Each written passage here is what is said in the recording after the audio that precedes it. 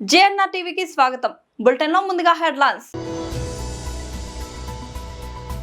వైఎస్ఆర్సీపీ అధికార ప్రతినిధి మాజీ MP Margani Bharat press meet.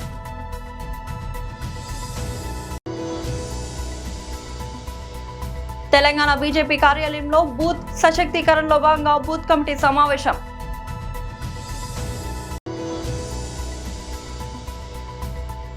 Telugu వారిని ప్రపంచానికి పరిచయం చేసిన వ్యక్తి ఎన్టీఆర్ అయ్యన్న పాత్రుడు చింతకాయల.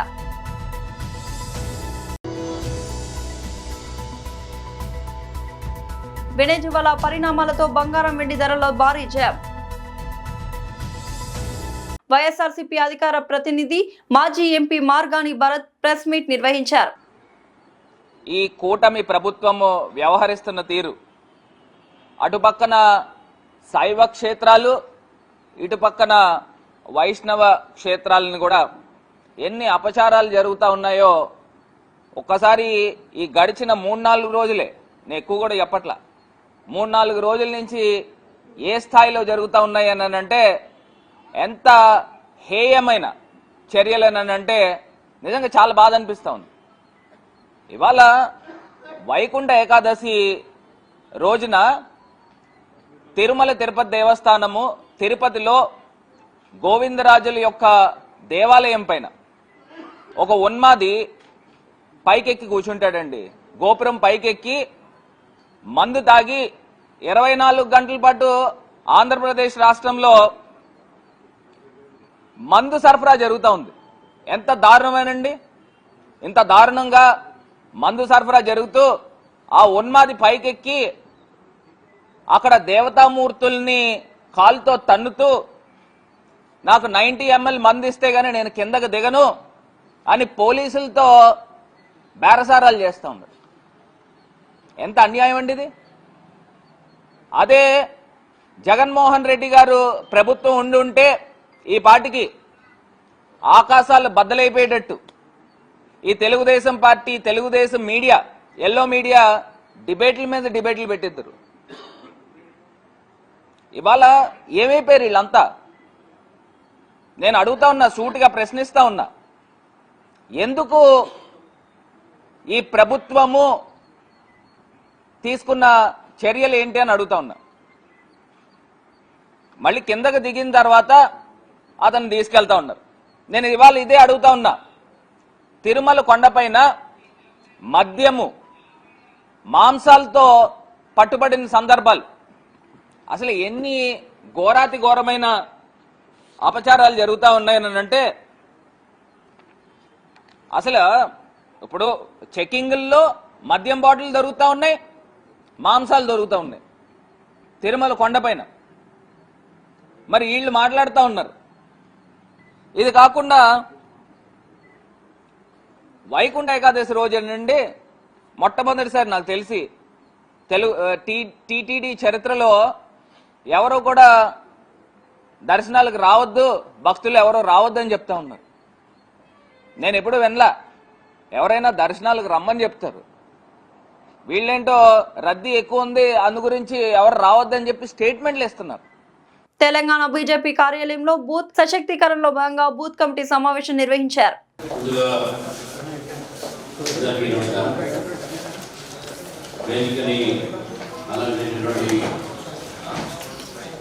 మన extra in-charge Belgaum MLA Shri Abhay Patil గారికి, మన రాష్ట్ర సంఘటన మంత్రి శ్రీ చంద్రశేఖర్ రెడ్డికి,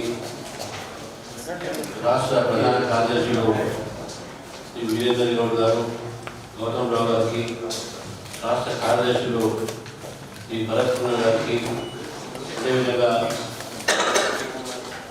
శ్రీ రవికుమార్ గారికి, మీడియా మిత్రులకు అందరికీ కూడా నమస్కరిస్తూ, ఈరోజు ఈ యొక్క వర్క్షాప్ బూత్ సంబంధించినటువంటి యొక్క సంచలన బూత్ నిర్మాణ అభియాన్, ఇది మన ఈ కార్యక్రమం పేరు.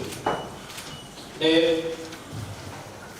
ఏ పార్టీ అయినా సరే పార్టీలో సభ్యత్వం, పార్టీలో ఒక సంస్థాగత నిర్మాణం, ఈ రెండు కూడా చాలా ఇంపార్టెంట్ అనే విషయం.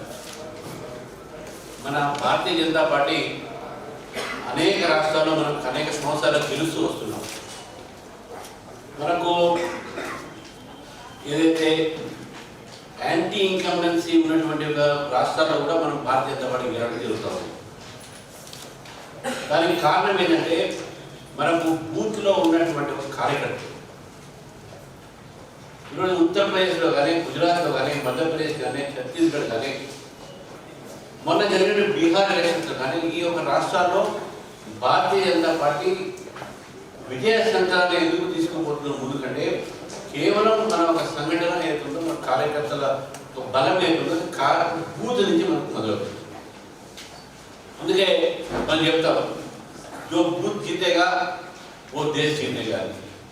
మనం ఎంపీ గెలవాలన్నా ఎమ్మెల్యే గెలవాలి, వాళ్ళు బూత్లో ఒక కార్యక్రమం ఒక సిస్టమ్ లేకపోతే మనం గెలవడం కష్టం.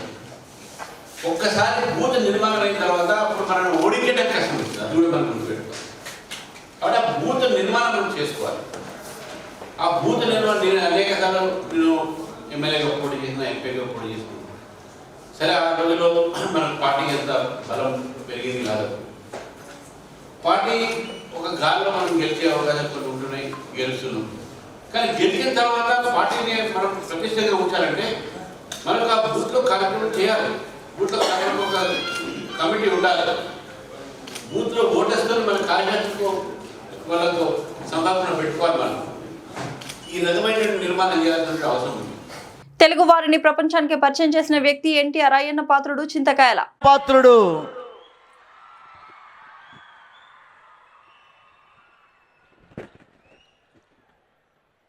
పెద్దలు గౌరవనీయులు మన ముఖ్యమంత్రి గారు నారా చంద్రబాబు నాయుడు గారు, అలాగే మీ అందరికీ తెలిసిన వ్యక్తి, మన గోవా గవర్నర్గా ఉన్నటువంటి పోస్పాటి అశోక్ గజపతిరాజు గారు, విశాఖపట్నం విజయనగరం జిల్లా. అదేవిధంగా ఇప్పుడే గజల్ శ్రీనివాస్ వారికి, తర్వాత మన న్యాయమూర్తి గారు ఇక్కడికి వచ్చినటువంటి శివశంకరరావు గారికి అందరికీ నమస్కారం అండి. ముఖ్యంగా నిన్న మొన్న కూడా చాలా విషయాలు మాట్లాడుకున్నాం. మళ్ళీ అదే విషయాలు చెప్పకుండా కొన్ని కొత్త విషయాలు ముఖ్యమంత్రి గారు మన సమక్షంలో ఉన్నారు కాబట్టి నిన్న మొన్న చాలామంది మాట్లాడారు ఈ డయాస్ మీద. దాంట్లో కొన్ని ముఖ్యమైనటువంటి కార్యక్రమాలు మనం రాసుకొని ముఖ్యమంత్రి గారి దృష్టికి తీసుకువెళ్తే రేపు ముఖ్యమంత్రి గారు దాన్ని అమలు చేయడానికి చక్కటి అవకాశం వస్తుంది. కాబట్టి సార్, ఆ విషయాలు మాత్రం తమ దృష్టికి తీసుకొస్తానని చెప్పి ఈ సందర్భంలో మనం చేస్తున్నాను సార్. మరి అదేవిధంగా ఇక్కడ ఉండే పెద్దలందరికీ, ఈరోజు ఈ సమావేశానికి వచ్చే మీ అందరికీ కూడా నా నమస్కారాలు. ప్రెస్ వారు అందరికీ కూడా.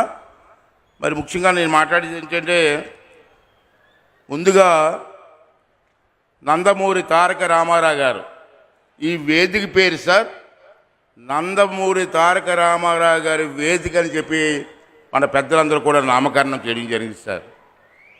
ఈ వేదిక పైన ఎందుకు పెట్టవలసి వచ్చిందంటే, పెద్దలతో నిర్ణయం, రామారావు గారు తెలుగు భాషకు చేసినటువంటి కృషి మరువలేనిది. అసలు తెలుగువాడి గురించి ప్రపంచానికి చెప్పిన వ్యక్తి నందమూరి తారక రామారావు గారు అని చెప్పి ఈ సందర్భంలో మీ అందరికీ మనం చేస్తున్నాను. అది అనేక సందర్భాల్లో తెలుగు మాట్లాడుతూ ఉంటే, ఆ రోజు మా వయసు 25 సంవత్సరాల వయసులో వారు రాజకీయాలకు వచ్చారు. నాకు అప్పుడు 25 సంవత్సరాలు, 24 సంవత్సరాలు నాకు. వారు మీటింగ్కి వెళ్తూ ఉంటే, అది అనర్గంగా తెలుగు మాట్లాడుతూ ఉంటే అందరూ కూడా ఆశ్చర్యపోయి చూసి ఆనందించిన సందర్భాలు మాకు తెలుసు. అతను తెలుగుదేశం పార్టీ పేరు కూడా, ఒక రాజకీయ పార్టీ పేరు కూడా తెలుగుదేశం పార్టీ అని పెట్టేటువంటి మహానుభావుడు నందమూరి తారక రామారావు గారు చెప్పి ఈ సందర్భం మనం చేస్తాను. వారు అనేకమైన విషయాల్లో తెలుగు కోసం పోరాడినటువంటి వ్యక్తి, తెలుగు రాష్ట్రం కోసం పోరాడిన వ్యక్తి. సార్, ఒకసారి మళ్ళీ పాత విషయం గుర్తు చేస్తున్నాను మీకు. పివి నరసింహరావు గారికి ప్రధానమంత్రిగా ఇచ్చే అవకాశం వచ్చింది ఒక సందర్భంలో. అంతర్జాతీయంగా నెలకొన్న ఉద్రిక్తతల నేపథ్యంలో పెట్టుబడిదారులు సురక్షితమైన పెట్టుబడిగా భావించే బంగారం వైపు పరుగులు తీస్తున్నారు. అమెరికా బలగాలు వెనెజువెలా అధ్యక్షుడు నికోలాస్ మదురోను అదుపులోకి తీసుకోవడంతో సోమవారం పసిడి వెండి ధరలు ఒక్కసారిగా బగ్గుమన్నాయి.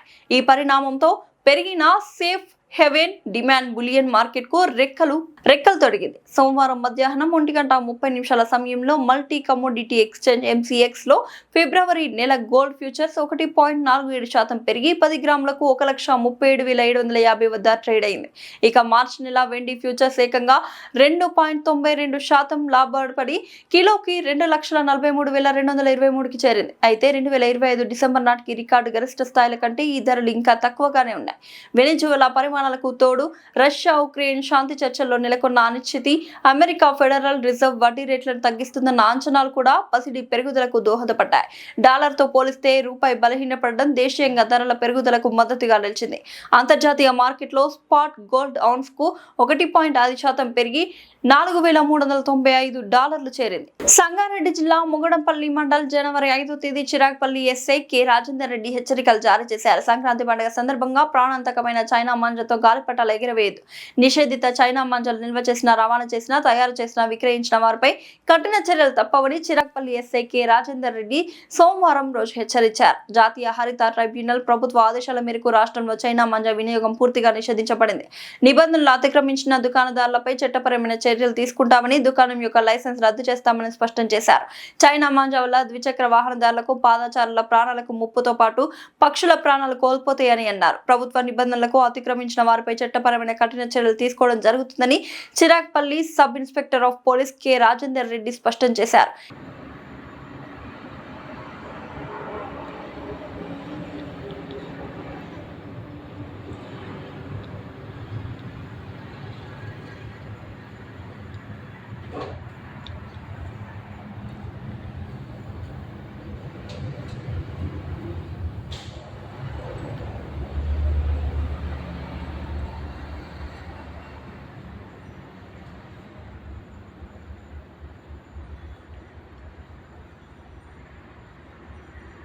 ఈ నెల 20వ తేదీలోపు గౌరవ ముఖ్యమంత్రి రేవంత్ రెడ్డి గారి చేతుల మీదుగా మేడారం జాతర పునర్నిర్మాణ పనుల ప్రారంభోత్సవం రాష్ట్ర రెవెన్యూ, హౌసింగ్, సమాచార, పౌర సంబంధాల శాఖ మంత్రి పొంగులేటి శ్రీనివాసరెడ్డి, రాష్ట్ర పంచాయతీరాజ్, గ్రామీణాభివృద్ధి, మహిళా శిశు సంక్షేమ శాఖ మంత్రి దనసరి అనసూయ సీతక్క, జిల్లా కలెక్టర్ దివాకర TS లతో కలిసి ఆలయ ప్రాంగణ ల్యాండ్స్కేపింగ్ పనులను, ప్రధాన ఆర్చి పనుల, హరిత హోటల్ జంక్షన్ సుందరీకరణ, రహదారి నిర్మాణ పనులను, జంపన్న వాగు స్నానఘట్టాలను, లెవెలింగ్ పనులను, నీటి నిల్వ కోసం ఏర్పాటు చేస్తున్న ఆనకట్ట నిర్మాణ పనులను పరిశీలించారు.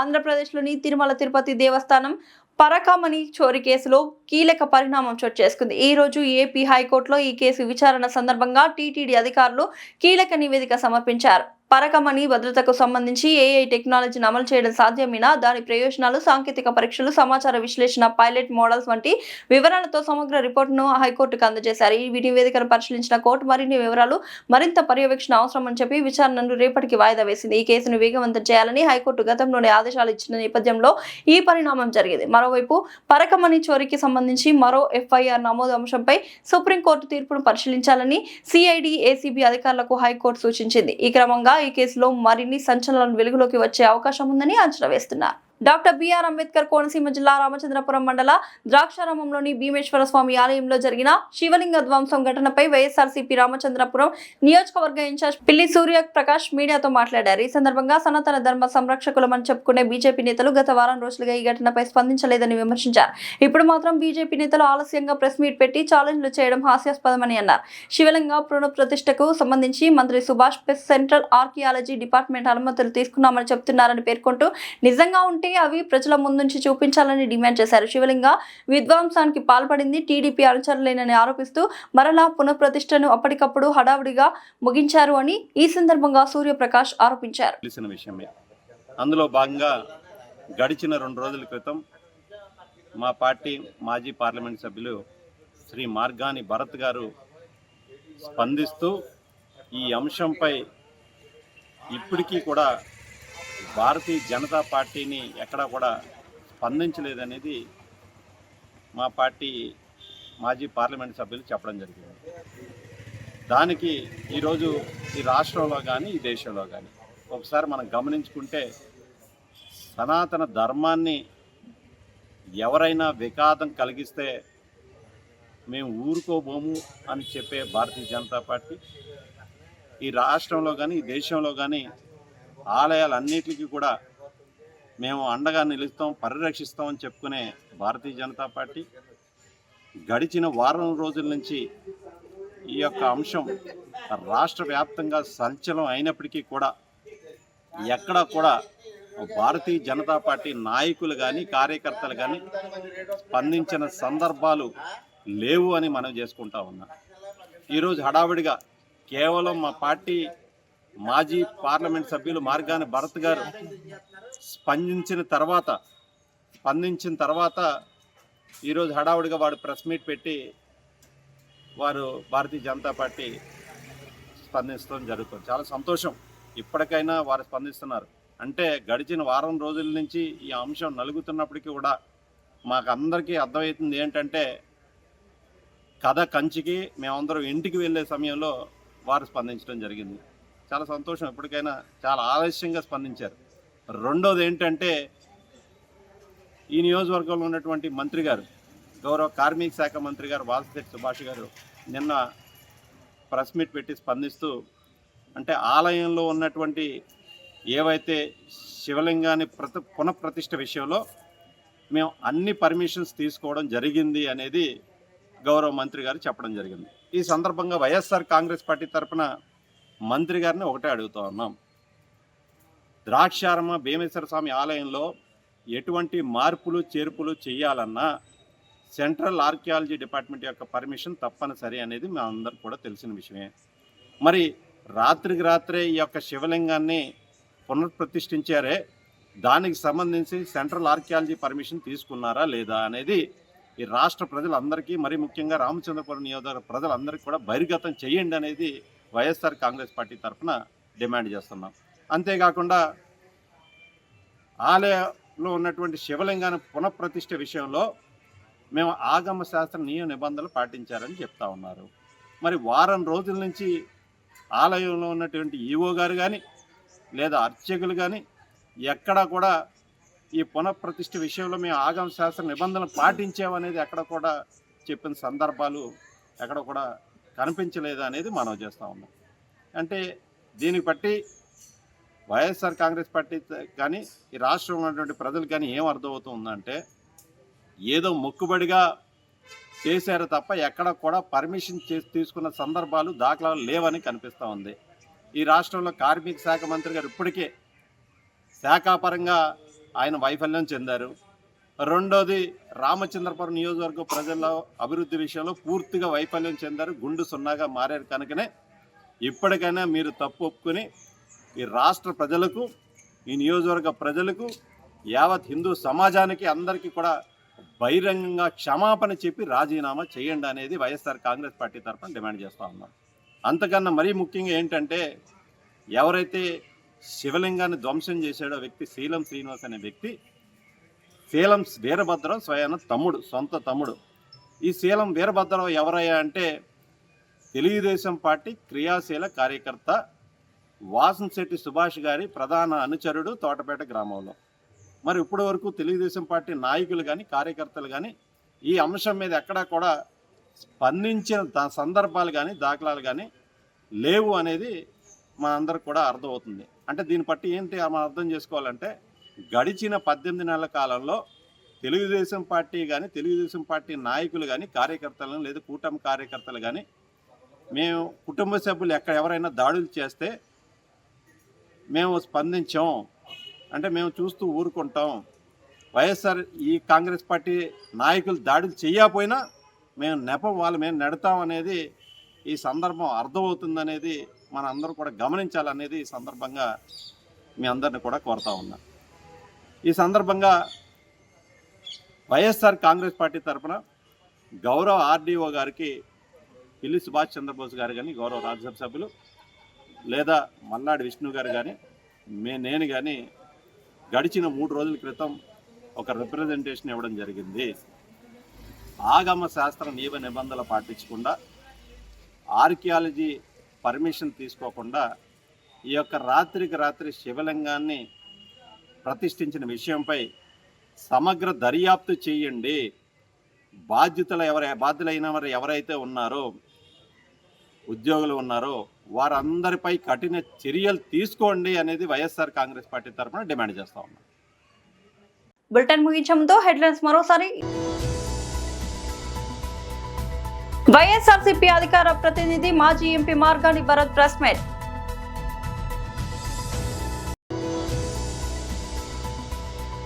తెలంగాణ బీజేపీ కార్యాలయంలో బూత్ సశక్తీకరణలో భాగంగా బూత్ కమిటీ సమావేశం.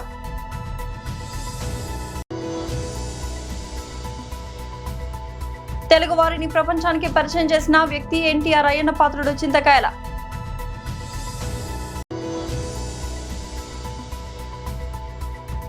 వెనెజువలా పరిణామాలతో బంగారం వెండి ధరల్లో భారీ జయం. ఇది ఇవాల్టి బులెటిన్ అప్డేట్. మరొక బులెటిన్ లో మళ్ళీ కలుద్దాం.